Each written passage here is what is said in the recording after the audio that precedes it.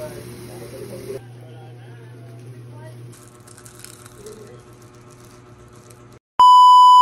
morning mga ka-happy! So ngayon mga ka-happy ay magluluto ako ng tikoy. Marami kaming tikoy dito mga ka-happy ay nasa ref sa taas. Nakalagay.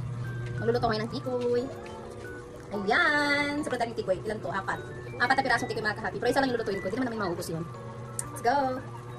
Ito na mga ka-happy. Nakalagay. Special tikoy. Dapat ito ni Kokoy sa trabaho niya. Chinese. So ito ang tikoy. Ayan. Ito po siya mga ka-happy. Ayan, kulay white ang laman. Lalagyan ko lang to ng lumpia wrapper tapos cheese. Gamitin na natin ng bunting. Ayan mga ka-happy. Matigas siya. Ayan yung laman niya mga ka-happy.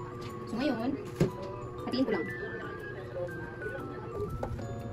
Ganyan. Slice na natin siya mga ka-happy. Slice na natin siyang pahaba para pag nanal ko sa lumpia wrapper, magkas siya. So ayan, ganyan lang. Ayan, ganyan ang mga ka-happy yung itsura niya. Pag nahiwa na, ganyan ang itsura niya. Ayan, lalagay natin dito. Flat. Nag-wrap na ito mga ka-happy o po, antikoy.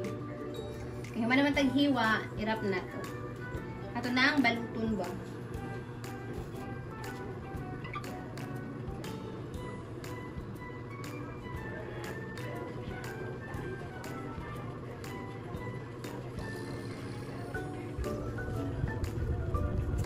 Sama niyo eh.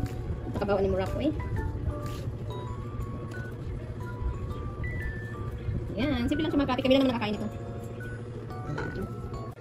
Ayan na mga ka-happy. Manograph. Finish na ang ating tikoy. Nagpainit ako. Kuan ka. Ito na yung prituhon.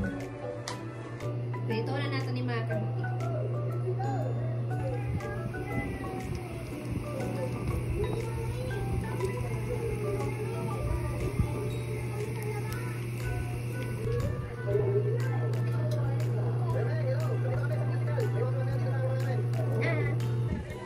Pwede ko mga ka-happy guys. Pwede ko masubo. Ilagay ako dito mga ka-happy. Na may hindi ko na may cheese.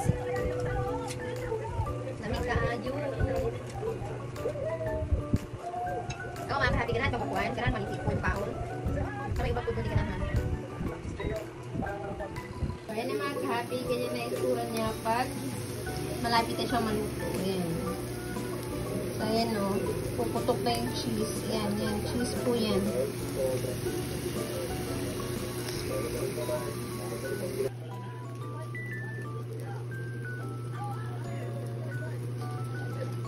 So, ayan na mga ka-happy. Luto na ang ating tikoy. Ayan na mga ka-happy. Wow, sarap. Ay, lumabas na yung cheese niya mga ka-happy.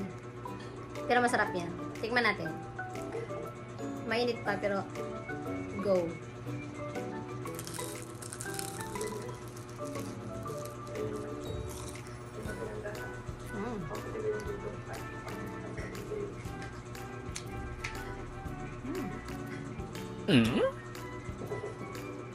Masarap siya kasi matamis naman yung tikoy. Tapos may cheese pa.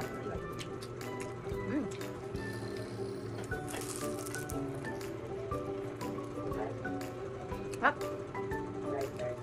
Mainit nga lang. Mainit.